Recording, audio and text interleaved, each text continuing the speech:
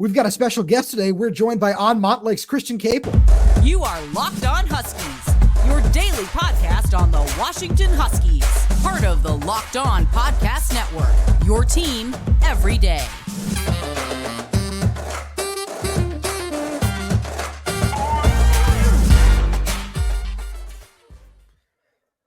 Welcome back into another edition of the Locked On Huskies podcast. I'm Roman Tomashoff. That gentleman down there this time is Lars Hanson. We write for Inside the Huskies of Fan Nation Sports Illustrated. And today we are joined by On Montlake's Christian Caple, who we're going to have a really fun conversation. We're going to do a nice review of the 2023 season and just some things to look for going forward. Thank you for making this your first watch or first listen of the day. Today's episode is brought to you by FanDuel. Make every moment more. Right now, new customers get $150 in bonus bets with any winning $5 money line bet. That's $150 if your team wins. Visit FanDuel.com/locked on to get started.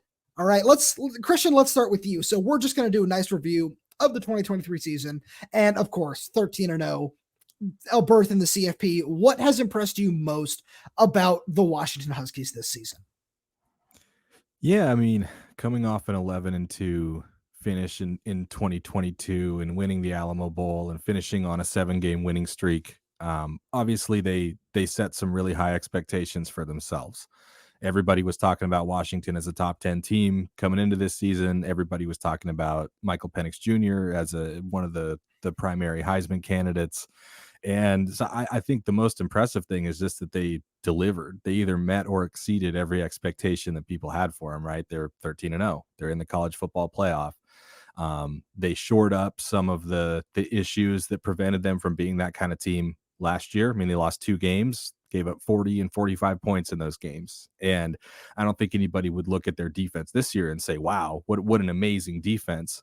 But they got better, right? They went out, addressed a major need at cornerback in the transfer portal, got Jabbar Muhammad, and he played at an all-conference level for them this season. He was huge for them in a big, close win against Oregon State. He was a difference maker, the kind of guy they didn't have at that position last year. They didn't give up as many explosive plays this year. I think they were better at keeping people off the scoreboard, even if they weren't so great at giving up, preventing teams from piling up yards against them, kind of bend but don't break. And then, give him credit for getting Dylan Johnson in the transfer portal. I think that was it was a big deal at the time. Okay, experienced SEC guy. He knows what it looks like. He's physical. He's tough. He's going to give them another option there. Kind of thought that it'd be a 1-2 punch with Cam Davis. But just the fact that they were able to secure his commitment, get him on campus, get him healthy. One of many guys who you could argue they're not 13-0 without. So I think just the fact that they addressed major needs in the portal, wound up relying on those guys in a really big way, and those guys came through for them. I see that as kind of the differentiator, so to speak, between last year and this year. And of course, you don't take for granted that someone like Michael Penix Jr. and Rome Odunze and Jalen Polk and Jack Westover and the offensive line and ZTF and Braylon Trice and all those guys are going to perform at a really high level. But they elevated their game too. And it kind of all came together. So I think the fact that they were expected to have this great season and delivered is maybe a bigger deal than you might assume. No, I like that a lot. Lars, what do you think? Yeah, Christian, I like that point that you made about Dylan Johnson, but I think it just kind of carries over to both sides of the ball, right? Where even Jalen Clem playing at left tackle back in a backup role because RJ Worsh got hurt, like future depth guys that can compete next year and things like that. What are some other standouts maybe that you saw, like Raylan Goforth, where he's able to provide some linebacker depth, but maybe not make a huge impact?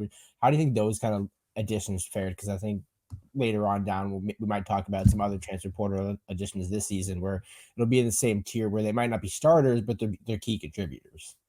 Yeah, I mean, it's funny because you could identify on the roster, okay, what do they need to go out and get through the portal? And there really weren't a lot of starters, right? There weren't a lot of positions where you'd say, obviously they didn't need a starting receiver with what they had coming back. They were set at quarterback. Whether Dylan Johnson was going to be their starter was kind of up in the air. I think he would have split carries with Cam Davis if he was healthy, at least to start out. So it was like, okay, they need someone to be in the rotation at linebacker. You go get a senior in Raylan Goforth, who's played a ton of football. You need a third, fourth type tight end, right? Because in this offense, that's how many guys are going to play. Not a ton of snaps, but they're going to be on the field. So they go out and get Josh Cuevas, which satisfied the depth for this year and also a potential playmaker going forward, right? I think he's going to play a lot more snaps next season and the year after if he's still around. Getting Jeremy Bernard, right? Adding him to a receiver room that, okay, a couple guys are probably going to need to be like unavailable for him to be a starter, but he's still good enough to not only play, but good enough to game plan for, good enough so that, hey, let's make sure you find ways to get the ball in this guy's hands a good 3, 4, 5 times a game, even if Rome Odunze and Jalen McMillan and Jalen Polk are all healthy and available. So, and somebody who certainly is going to be a big part of their future. So I think they did a good job satisfying, filling needs for this year right now. Jabbar Muhammad, Dylan Johnson, Raylan Goforth in kind of more of a reserve role, but also finding some guys to fill out the roster, maybe more in a traditional recruiting sense, even though they are coming from the portal and not straight out of high school. And I think you'll see those guys play quite a bit more as they move forward. You mentioned Jalen Clem. I mean, they could have 2 tackles to replace. Certainly you're going to have one with Troy Fautana moving on. We'll see what Roger Rosengarten does, but he could be a big part of that competition too. So as we kind of look, because you talk about a guy like Jeremy Bernard, who we did see him need to, after the Jalen McMillan injury, to step up into that bigger role. We saw him get a lot of touches down in the Arizona game, and he was relied pretty heavily on in that game. Do you think that he just has the potential to make that step into just the 1A kind of receiver as we move into 2024? I think so. I mean, we'll see what Jalen Polk and Jalen McMillan do. Seems like you probably shouldn't expect both of those guys back. Maybe there's a chance one of them. But even if both go, yeah, I think you're looking at Jeremy Bernard as somebody who could step up and be a lead type receiver. And even, Ryan Grubb has shown a willingness to put the ball in his receivers' hands in some non-traditional ways, right? Like the most famous example will be the 4th and 1 in the Apple Cup and getting creative about letting Rome Odunze be the guy who gets that first down for him. And Jeremy Bernard is very much that kind of guy, right? I mean, he played some wildcat quarterback or running back in high school or whatever it was. He was touching the ball in all kinds of different ways. They've got he's been a staple for them in the red zone, whether it's on an end around. Dylan Johnson got to log a touchdown pass in the stats by giving him the little flip forward, and he's a tough, strong runner. So beyond just being your traditional lead receiver, which I think he could be, he's somebody who's really versatile, and I'm sure, however it looks like, is going to be a big part of their offense next season. So we're just kind of staying on the Jeremy Bernard topic, but kind of moving it forward into 2024 is. Obviously, we're going to see a couple of visitors over the next couple of days, over the next week or so before early signing day in the transfer portal. Would you expect, or is it kind of, position dependent on, are we going to see a lot of like 1-year additions in the Raylan Goforth, Jabbar Muhammad, Dylan Johnson mold? Or do you think we're going to see more of the Jeremy Bernard additions where, okay, we're going to see these guys on the roster for 2-3 years? Yeah, I mean, like you said, I think it's totally position dependent. I don't know that you want a quarterback who's going to be here more than 1 year. I think there's a lot to like in Austin Mack. Obviously, they're involved in the portal with veteran options there. Seems pretty obvious they want their 2024 starter to come from the portal. We know Will Rogers from Mississippi State has been a target and is going to be on campus later this week.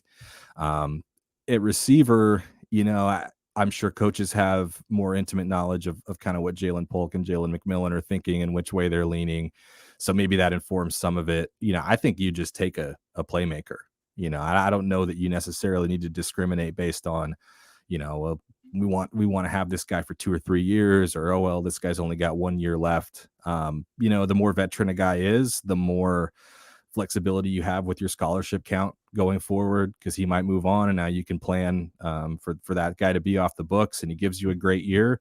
Or maybe it is somebody like Jeremy Bernard or Tobias Merriweather, right, who would be a junior next season and have a couple years of eligibility left. So, I think when it comes to like D tackle or maybe offensive tackle, you'd really like someone who's played, right? Somebody who's got experience, and you're not looking for somebody who maybe projects out and you'd say, well, like this guy looks like a player, but he's got to put on another 10 to 15 pounds before he can really contribute at those positions, right? You want someone to be ready now, and odds are if they're physically ready to play in the Big Ten on the O-line or D-line, they've probably been in college for a couple of years. So I think they're just looking for difference makers. I think they're looking for the best guys they can find, and if they're veterans, they're veterans. And if they're a little bit younger, then there's the bonus of having a couple of years with them. We're going to stick on the transfer portal topic here on Locked On Huskies. But before we can get into more of that, we're going to take a break here and talk about our friends over at FanDuel. As the weather gets colder, the NFL offers stay hot on FanDuel. Right now, new customers get $150 in bonus bets with any winning $5 moneyline bet. That's $150 if your team wins. If you've been thinking about joining FanDuel, there's no better time to get in on the action. The app is so easy to use. It's a wide range of betting options, including spreads, player props, over-unders, and more. So visit FanDuel.com/LockedOn and kick off the NFL season. FanDuel is an official partner of the NFL. Whenever we have these reads, I always like to make sure we remind everybody that Washington is still a 4.5-point underdog against Texas on FanDuel in the Sugar Bowl. So, if you want to throw some money that way, it might not be the worst thing in the world. And keep it right here on Locked On Huskies, as we're gonna cook up some pretty fun same game parlays, as Lars and I like to do when we get into our game prediction. So stick around for that. All right, we're back here with Christian, and let's stick on the transfer portal topic.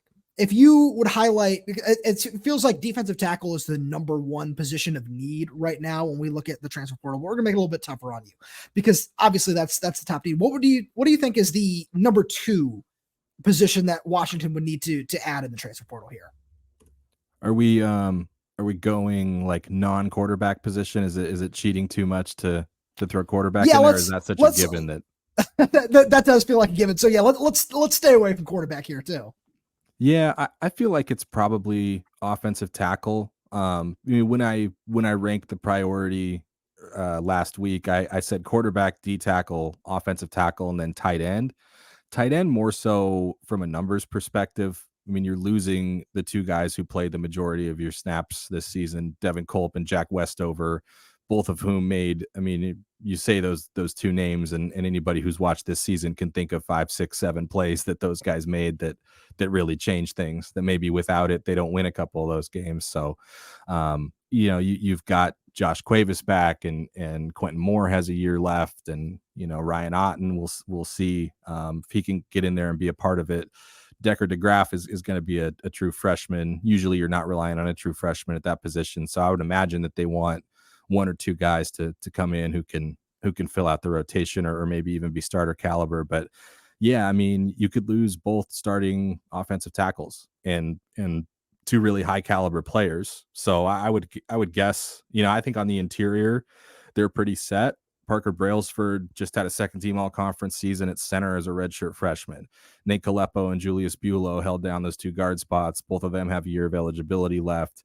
Landon Hatchett, right, got his feet wet as a true freshman. They really like him. Got to think he's going to be a big part of things going forward. Garrett Hatchett's going to be a fifth-year player with some versatility, but he's probably an inside guy naturally. So you look at those outside spots, and they have bodies, they have prospects, but they don't have guys who have played a lot of college football. So I would think that in terms of what the portal offers, it just kind of feels like it's slim pickings when it comes to the O-line, but I would think they're probably going to focus on the tackle spots. Now, Julius Buelow and Nate Kalepo are both big guys who started out as tackles, who have practiced there, have repped there. I think Julius Buelow spent last season as the number 2 left tackle on the depth chart. So you could get creative with how you fill out the roster if you move forward mostly with the guys who are currently there, moving guys around. But I would think, if there's a tackle or two in the portal who's played college football and is interested in Washington, then that would become a priority.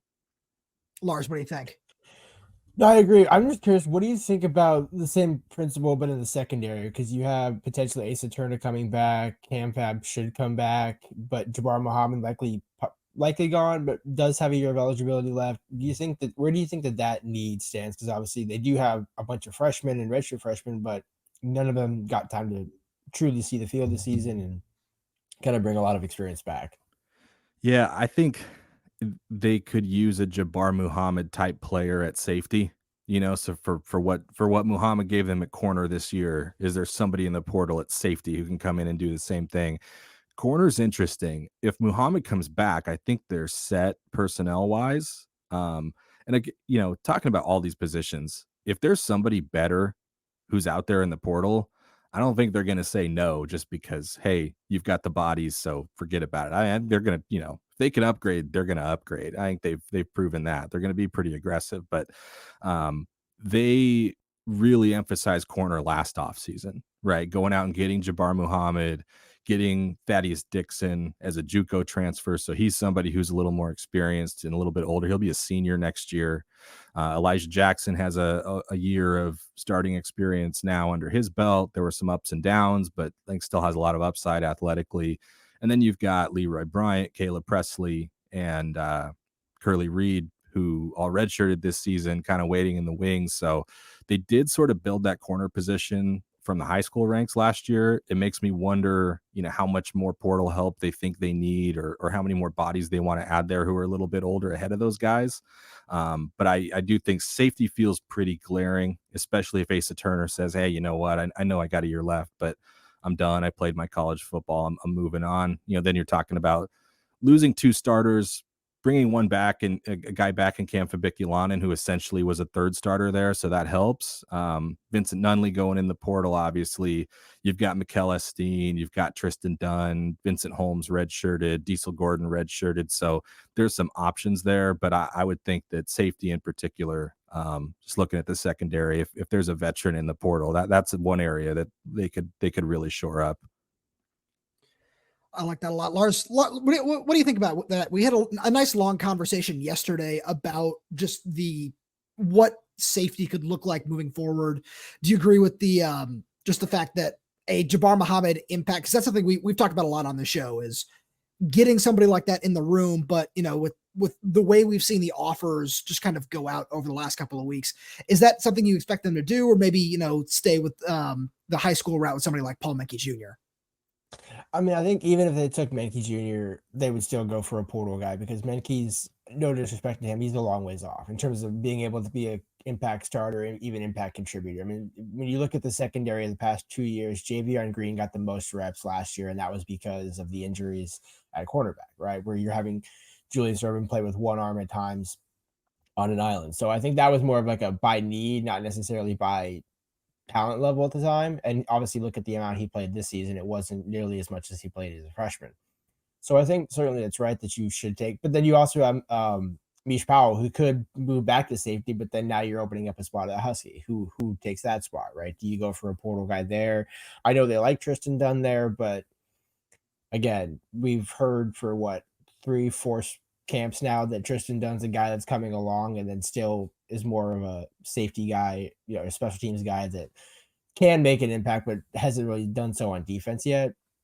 And I'm not sure you want to go into next season saying, hey, Tristan Dunn is your starter. Maybe he's your backup, right? And if he happens to play and beat out the guy that you bring in, so be it. But I think from a depth perspective and from a competition perspective, to Christian's point, if you can upgrade the position, I think you should. All right, let's stay on the defensive line here, but on the defensive side, but let's move up to the defensive line, because that I felt like that should just kind of be its own conversation in this light. Christian, is there anybody in the transfer portal? Because we've talked a lot about Joey Slackman. We talked a little bit about guys like Isaiah Hastings and Nate Clifton, who committed to USC the other day. Is there anybody else you're looking at on the defensive line in terms of that would be an instant impact, just kind of piece starter maybe that's out there in the transfer portal right now? I mean, I'm waiting to see who they get to come for a visit, just because that position is so valuable. I mean, I would guess that on a year-to-year basis, in terms of the NIL commitment, it's always going to be quarterback number 1. I would imagine D tackle's number 2, D tackle or edge rusher. They're really hard to find. And I think it's maybe with this staff, it's a little bit different because they've got ties all over the country. Courtney Morgan has built out his network. You got a bunch of coaches who have coached in the Midwest, but I would think that getting a D tackle in the portal to Washington is challenging for the same reasons that that it is to recruit that position out of high school, there aren't that many top 100, top 200, top 300, top 500 even D tackles out west. So in recruiting, you don't necessarily build relationships with guys out west who just happen to go to other schools, and then when they go in the portal, you've got it, you've got it locked in. Maybe that's different because this staff has maybe shown more willingness to build those sort of connections and relationships with prospects from throughout the country. But I'm curious to see, will there be enough mutual interest to get some of those guys on campus? I don't have any particular names in mind. I'm wondering, like, where does Washington rank on the preference list of D tackles who go in the portal? Is that a school that they look at and say, yeah, like that's one I need to check out? And, I'm sure NIL is a big part of that. Maybe that's a plus in Washington's column because they've shown a willingness to go out and I think spend that way on portal guys, more so than high school recruits, guys who have proven it, guys who have done it in college. So we'll see. It's one position. I think D tackle and safety are the only positions that under DeBoer they haven't taken from the portal yet.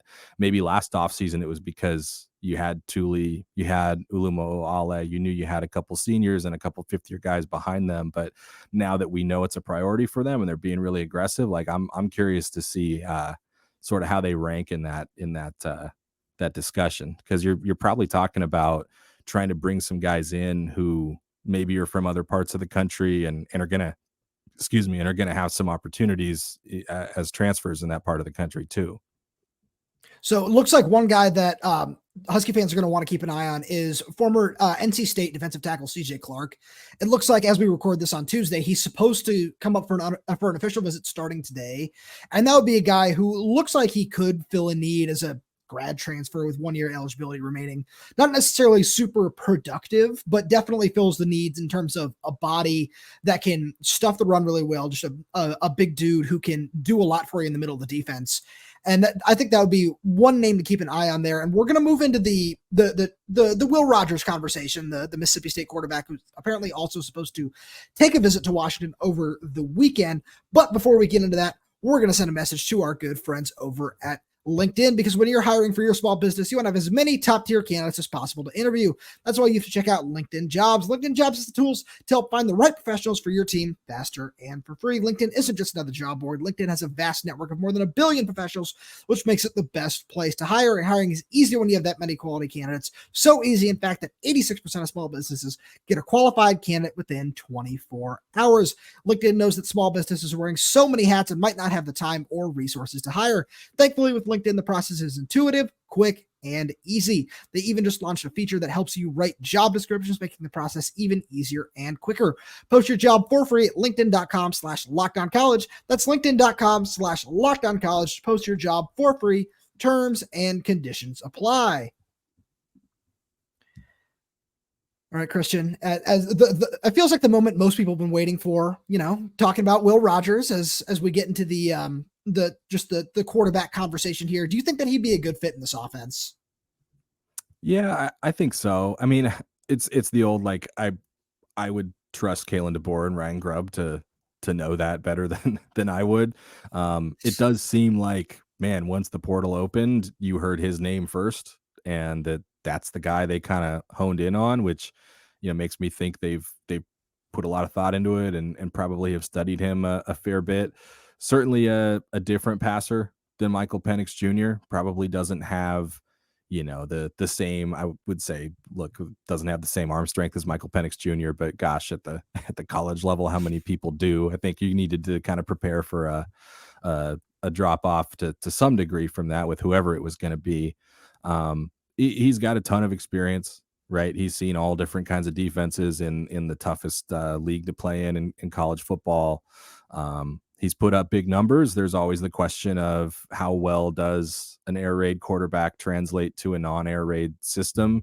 He's one where when he went in the portal, you might have thought that, some more closer air raid background type programs would be going after him. I do think Washington's passing game has some air raid elements. I kind of think that any team that passes the ball really well in college football these days is doing some air raid type of stuff. But with that said, like, obviously they we had a 1,000-yard rusher this year, right? They like to establish the line of scrimmage that way, and maybe that'd be a little bit of an adjustment for somebody with an air raid background. Obviously, played with a different head coach this season, but there are some similarities to Penix just in the sense that it would be somebody looking for a total change of pace and a different change of scenery and a fresh start, so to speak. It would be in a 1-year guy, but I think they must believe he's somebody who reads defenses well and processes and can make good decisions. And maybe that's sort of what wins out, that hey, once you get him at Washington and get him into Washington's scheme and coach him the way that you want to coach him, that the product looks different than it did at Mississippi State. And it's not to suggest that he wasn't really good at times at Mississippi State, but I think some people do sort of get hung up on the most recent numbers and think, gosh, couldn't they do better than that? But hey, look at Penix's stat line in 2021 at Indiana, right? There's always more to the story. Lars, what do you got? Yeah, so Christian, I want to get your thoughts on kind of the development of the position in general, because we know Austin Mack at least has the ability to run, which Michael Penix not necessarily was known for, right? He showed this season that he actually can run. He is somewhat mobile, but certainly not a dual threat by any stretch of the imagination. When you hear the reports that it's like, Washington's looking at Cam Ward, which whether they are or not, obviously Will Rogers is the preference, but what do you think about just the dynamic of recruiting more of a pocket passer versus somebody like Cam Ward, who could be a more dual threat and could open up the offense a little bit more from multiple perspectives? Yeah. I mean, you'd always rather have a guy who can move than not. But like you said, I mean, how often did you see Penix take off and run? I think they loved that they had a quarterback who was going to stand in the pocket and try to throw the ball first, second, and third. And, when it's 3rd and 9 and there's nothing there, you'd love to have the guy who can go get you 9.5 yards on a scramble to move the chains, and at least have that in his bag. And certainly Cam Ward does. But I think there's something to be said for a quarterback who's got it in his DNA that your job is to throw the ball and to keep your eyes downfield and find receivers. And frankly, I think that's Cam Ward's ultimate goal too. Like, I don't think he's somebody who you saw like take off and try to run for a bunch of yards without making sure that there wasn't a better option throwing the ball.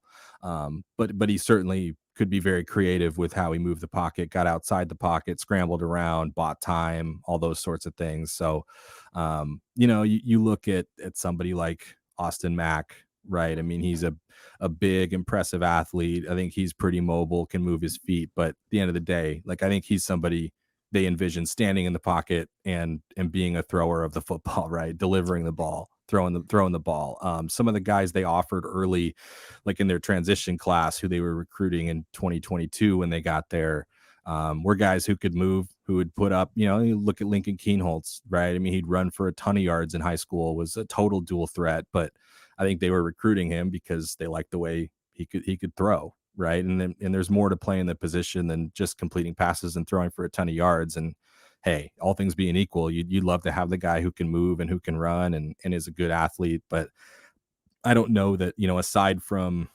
some of the design runs you've seen, like in the red zone with Michael Penix Jr. this year, I don't know that this is going to be an offense under this staff that calls a bunch of runs for the quarterback, puts the quarterback in harm's way, 8 to 10 times a game. So yeah, I think you prioritize decision-making and accuracy and who's going to give you the best opportunity throwing the ball and managing the offense and running the offense and getting everybody lined up and all those sorts of things before you start to worry about, how good is this guy with his legs?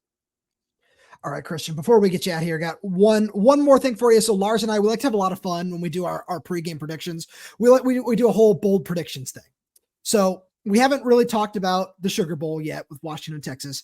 What is your bold prediction for this upcoming matchup in New Orleans? A bold prediction could be anything. We've had our fair share of fun ones that have hit. So I got to make sure I go bold enough here. We go extra bold to the point where other teams' fans usually hate the things that we're saying. So I'll go. I don't know if this is bold since he's done it a bunch of times. I think it's pretty bold considering who's sitting there in the middle of Texas's defensive line. I'll say Dylan Johnson runs for 100 yards. I'll say they All right. keep it going, and that's I don't know. Maybe that seems a little wishy-washy. Like maybe I'm not going out on enough of a limb there. Does that you can double down? Qualify? You can double down if you want. We usually like add like 2 or 3 touchdowns into that one too. I'll stick with I think 100 yards rushing against that D line would be pretty. Is a pretty bold take. And also, given the fact that they haven't run for 100 yards every single game makes it bold. So, I mean, take out the USC game, that there's also 200 plus less yards there too. So there you go. True. Christian, plug your stuff, man. Yeah, you can find it at onmontlake.com. I'm on Twitter at Christian Caple. Co-host Say Who Say Pod, available on all podcast platforms. Check it out, subscribe, rate, all that fun stuff. All that jazz. Christian, Lars, thank you guys so much for being here. We really appreciate it. Thank you all to the everydayers for tuning in. If you enjoyed the content, make sure you subscribe to everything that Christian does. He's awesome. He's the best. We're huge fans of his work. Make sure you subscribe to everything he does and everything that we're doing over here too. You can find us wherever you get your podcasts, whether that's YouTube, Spotify, Apple Music, Amazon Music. We're there. We're everywhere. We're updating this channel with new content every single day. So make sure you leave us a like on the video. Leave us a 5-star review if you're audio only. Make sure you leave a comment down below. Follow us and make sure to hit that subscribe button. Thank you so much for tuning in, and we will talk to you on Thursday.